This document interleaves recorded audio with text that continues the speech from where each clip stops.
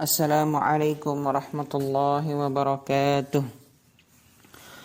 Bismillahirrahmanirrahim.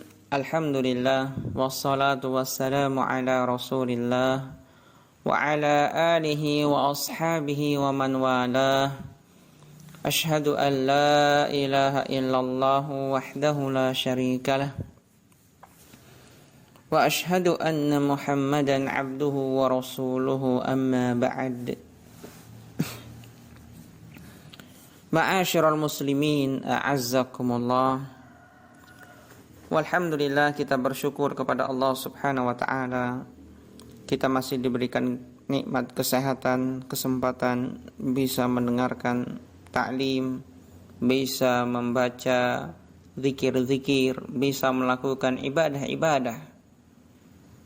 Nikmat yang sangat besar yang Allah Subhanahu wa taala berikan kepada kita.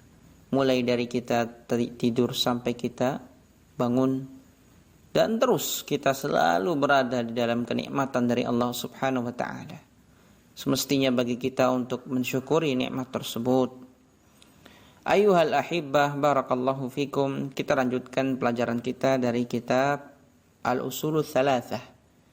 Kita membaca syarah dari Al-Allamah Muhammad bin Salih Al-Utsaimin alaihi rahmatullah. Sampai kita pada macam-macam tawakal, pembagian tawakal. Tawakal itu pembagiannya ada berapa? Kita baca keterangan yang disebutkan oleh Asy-Syaikh rahimahullah ta'ala di dalam syarahnya. Qala rahimahullah wa'lam anna tawakkula anwa'un.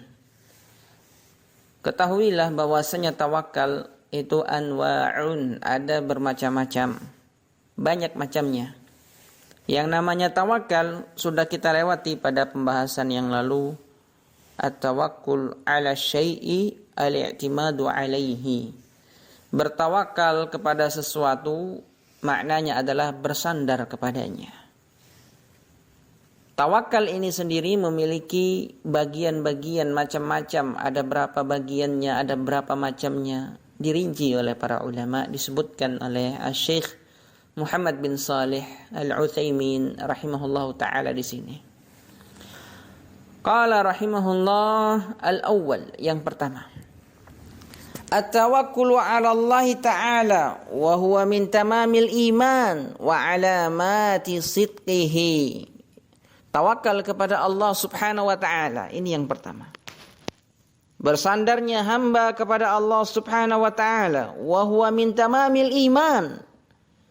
Tatkala seorang hamba bertawakal kepada Allah Subhanahu wa taala, maka yang demikian itu adalah termasuk dari kesempurnaan iman.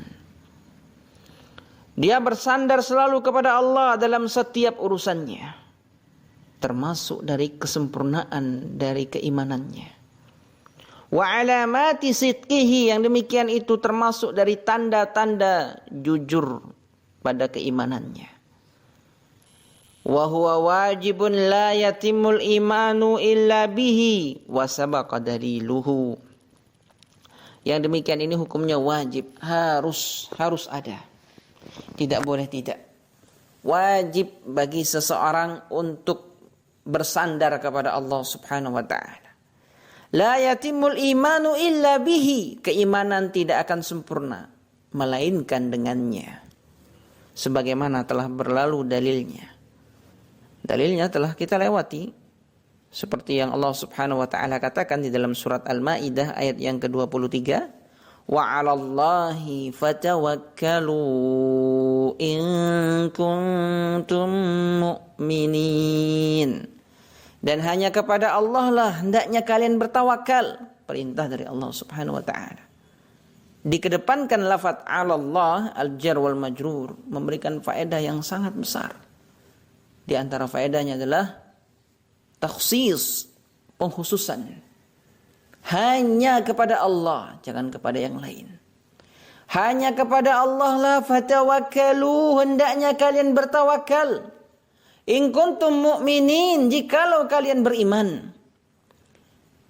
Kata Syekh di sini rahimahullah, tidak akan sempurna keimanan kecuali dengannya, kecuali harus ada ketawakalan. Tatkala ketawakalan seseorang itu semakin kuat, maka imannya semakin sempurna. Tatkala ketawakalan pada diri seseorang melemah, maka imannya lemah. La yatimul imanu illa bihi. Tidak akan sempurna keimanan kecuali dengannya.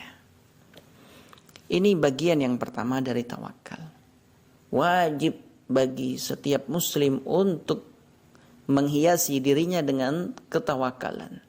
Bersandar selalu kepada Allah Subhanahu wa taala dalam setiap urusan. Masalah yang terbesar sampai masalah yang terkecil. Jangan kita hanya bersandar kepada Allah Subhanahu wa taala ketika mendapat masalah besar saja. Misal dapat musibah besar, tertabrak mobil, ditipu, atau kerugian yang dia dapatkan dalam perniagaannya, baru di situ bersandar kepada Allah Subhanahu wa taala. Tatkala hidupnya sedang tenang, sedang nyaman, sedang tentram, sedang damai, sedang makmur, tidak ada dia bersandar kepada Allah Subhanahu wa taala. Dia bersenang-senang, dia berpoya-poya, dia menghabiskan hartanya, dia menghabiskan waktunya untuk kesenangan duniawi yang menipu. Tidak demikian, barakallahu fikum. Hendaknya setiap mukmin bersandar kepada Allah Subhanahu wa taala dalam segala hal, dalam permasalahan yang terbesar sampai permasalahan yang terkecil. Bersandar selalu kepada Allah tabaraka wa taala, karena kita sangat membutuhkan Allah Subhanahu wa taala, sangat membutuhkan pertolongan Allah Subhanahu wa taala. Nahnu du'afa, kita ini makhluk yang lemah. Allah Subhanahu wa taala katakan sendiri di dalam Al-Qur'an, wa khuliqal insanu dha'ifa. Diciptakan manusia itu dalam keadaan mereka itu lemah. Manusia yang lemah seperti ini, tatkala mereka sombong, tatkala mereka angkuh, tatkala mereka congkak, tatkala mereka bersandar kepada diri mereka sendiri, menjauh dari Allah Subhanahu wa taala, hancur, akan rusak, tidak akan mendapatkan kebaikan, karena mereka adalah orang-orang yang lemah.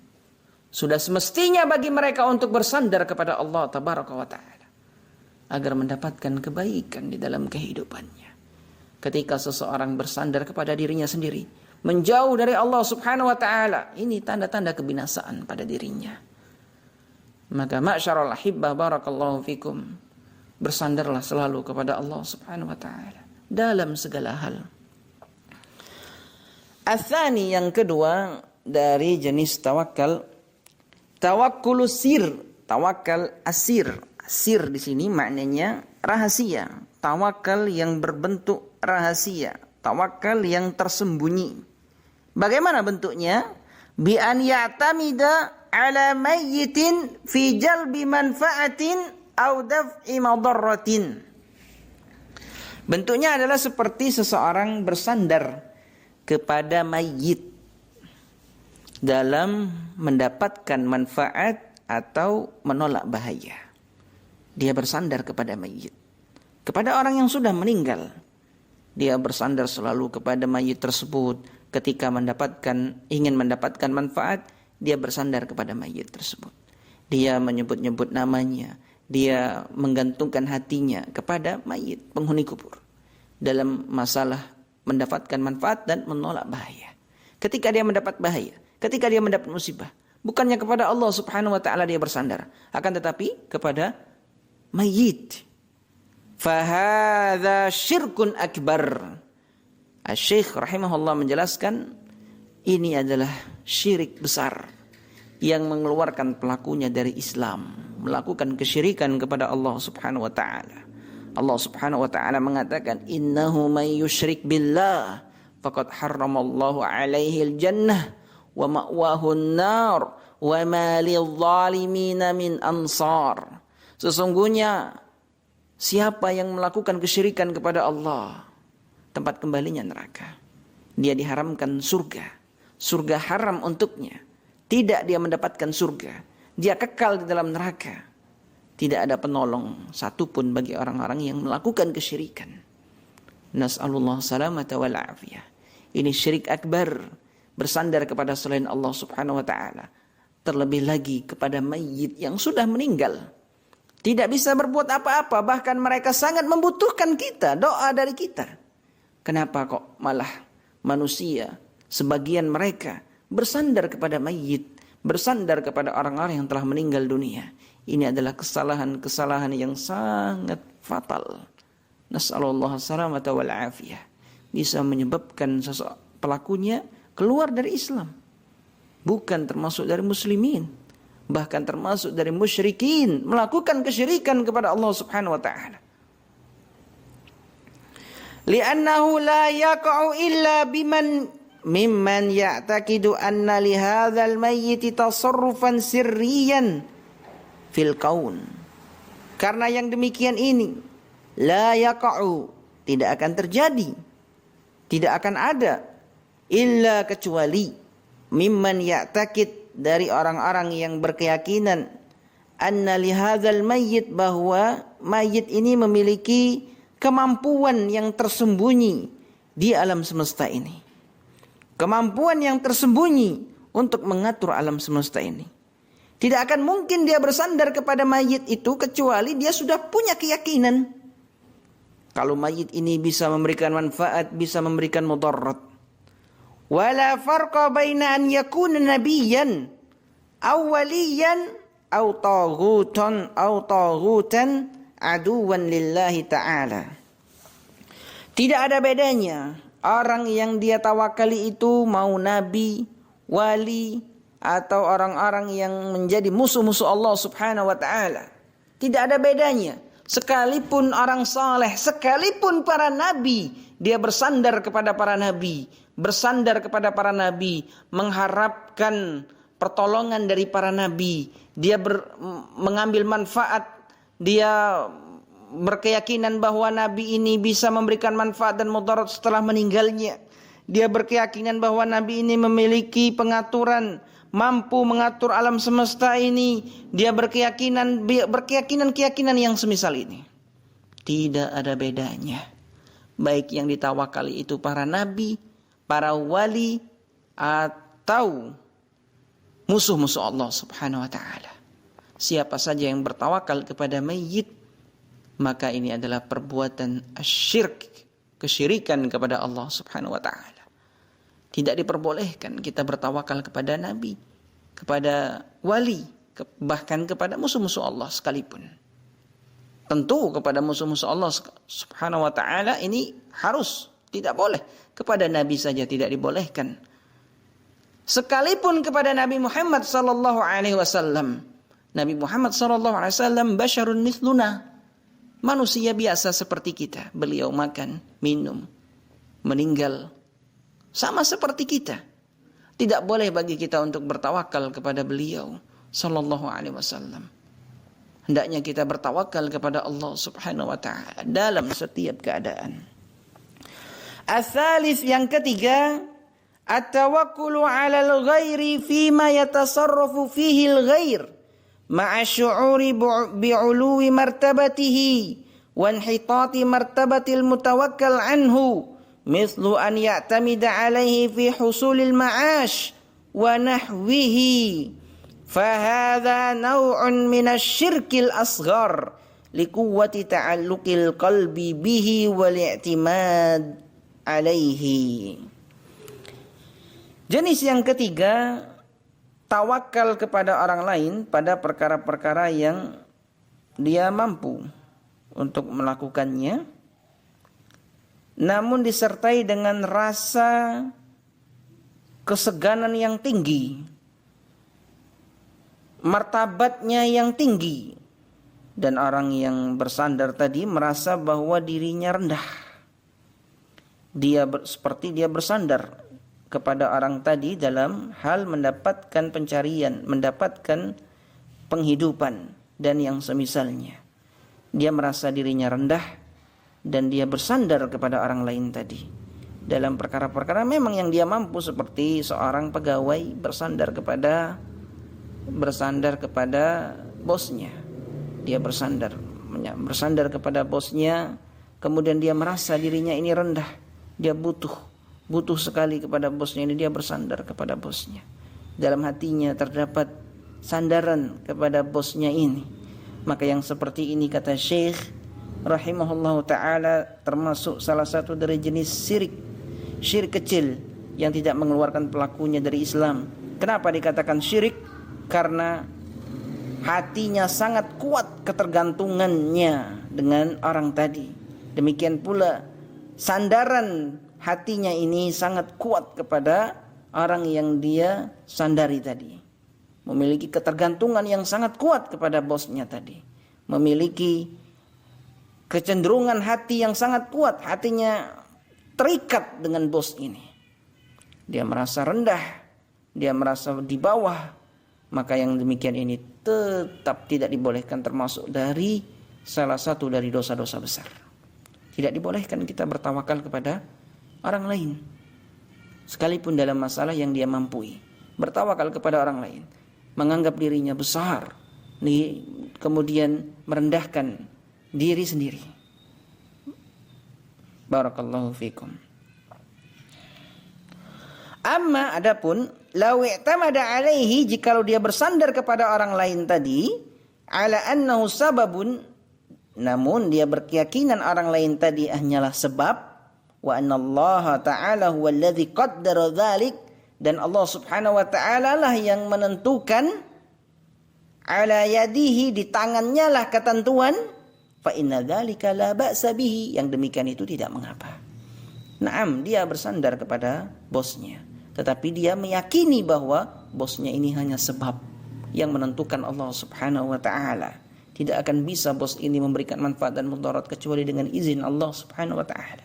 Yang seperti ini tidak mengapa. Idza kana lil mutawakkal alaihi atharun sahih fi husulihi, apabila memang benar orang yang disandari tadi memiliki pengaruh dalam yang dia kerjakan, memiliki dampak dari yang dia tawakali tadi. Contoh bil mithal yattadihul maqal, dengan contoh menjadi lebih jelas. Dia bersandar kepada bosnya. Dia menganggap bahwa bosnya ini hanya sebab. Pada hakikatnya dia bersandar kepada Allah subhanahu wa ta'ala. Dia meyakini Allah subhanahu wa ta'ala yang menentukan segala sesuatu. Dan bosnya ini memang benar, bisa memberikan manfaat sesuai dengan yang dia harapkan. Sesuai dengan yang diharapkan. Apabila seperti ini keadaannya, maka hukumnya dibolehkan. Yang tidak boleh tadi bersandar kepada bosnya, dia merasa rendah, dia memiliki keterikatan yang kuat, penyandaran yang kuat dari dalam hatinya kepada bosnya ini tadi. Mudah-mudahan bisa difahami penjelasan ini. Barakallahu fikum. Ar-rabi', yang keempat, at-tawakkulu 'alal ghair fima yatasarrafu fihi al-mutawakkal bihaitsu yunibu ghairahu fi amrin tajuzu fihi niyabatu fahadha la ba'sa bihi bidilalatil kitabi was sunnati wal ijma'. Yang keempat adalah bertawakal kepada orang lain pada perkara-perkara yang dimampui oleh orang-orang yang ditawakali tersebut, seperti menggantikan urusan dalam perkara yang boleh dilakukan. Yang seperti ini tidak mengapa, berdasarkan dalil, landasan yang kita sandari adalah Alkitab was Sunnah dan kesepakatan para ulama. Faqad qala Ya'qub li banihi, sebagai contoh akan bolehnya hal ini, sebagaimana yang Allah subhanahu wa ta'ala sebutkan dalam surat Yusuf ayat yang ke-87 tentang Nabi Ya'qub alaihissalam. Beliau bersandar kepada anak-anaknya, mewakilkan urusannya kepada anak-anaknya. Ya bani yadhabu fatahassasu min Yusuf wa akhih. Wahai anak-anakku, pergilah kalian. Fatahassasu min Yusuf, carilah Yusuf dan saudaranya. Di sini Nabi Ya'qub alaihissalam menyandarkan urusan ini kepada anak-anaknya, menyerahkan urusan ini kepada anak-anaknya, mewakilkan urusan ini kepada anak-anaknya supaya mereka mencari Yusuf. Yang demikian ini tidak mengapa, boleh dilakukan. Wa wakkala Nabi sallallahu alaihi wasallam ala sadaqati ummalan wa huffadhan. Nabi sallallahu alaihi wasallam dalam hal sedekah beliau mewakilkan kepada para pekerja dan para penjaga. Seperti dalam hal zakat fitrah beliau mewakilkan kepada sebagian sahabat seperti Abu Hurairah radhiyallahu taala anhu. Wa wakkala fi itsbatil hududi wa iqamatiha. Nabi sallallahu alaihi wasallam pun pernah mewakilkan dalam menetapkan hukum-hukum had dan menegakkannya. Wa wakkala Ali ibn Abi Thalib radhiyallahu anhu fi hadyihi fi hajjatil wada' an yatasaddaqa bi juludiha wa jalaliha.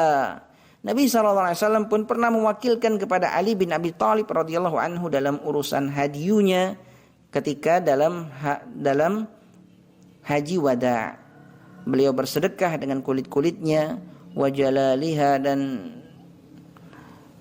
mayoritas dagingnya, wa an yanhar ma baqiya minal mi'ah ba'da an nanhar sallallahu alaihi wasallam biyadihi 63. Dan beliau mewakilkan kepada Ali untuk menyembelih yang tersisa dari 100 setelah beliau menyembelih sendiri dengan tangannya 63 sesembelihan beliau sembelih sendiri. Yang tersisa dari itu beliau wakilkan kepada Ali bin Abi Thalib radhiyallahu anhu. Wa ammal ijma'u ala dzalika fa ma'lumun min haitsul jumlah. Adapun ijma', kesepakatan para ulama, kesepakatan tentang bolehnya hal ini telah diketahui secara umum. Ma'ruf yang seperti ini dibolehkan. Bahkan kaum muslimin mengamalkan amalan ini. Mewakilkan urusannya kepada orang lain. Barakallahu fikum. Kita cukupkan sampai di sini. Mudah-mudahan bermanfaat untuk kita semua. Wassallallahu ala nabiyyina Muhammad wa ala alihi wa sahbihi wa sallam. Subhanakallahumma wa bihamdik. Ashhadu an la ilaha illa anta astaghfiruka wa atubu ilaik. Wassalamualaikum warahmatullahi wabarakatuh.